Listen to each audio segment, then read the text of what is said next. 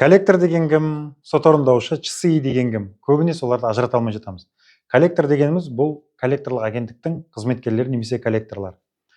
Коллекторлық агенттіктер, коллекторлар банк пен микроқаржы ұйымымен келісімшартқа отырып коллекторлық қызмет көрсетеді.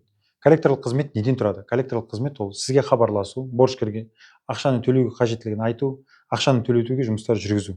Бірақ олардың міндетіне ағайын туған туысқандардың бәріне хабарласып, ауыл аймақ қотатайлақты қалдырмай абырой төгетін мәліметтер тарату кірмейді.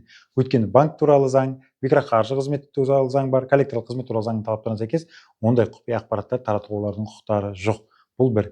Екіншіден, әдеп нормасына да сәйкес келмейді енді олардың істеп отқандары.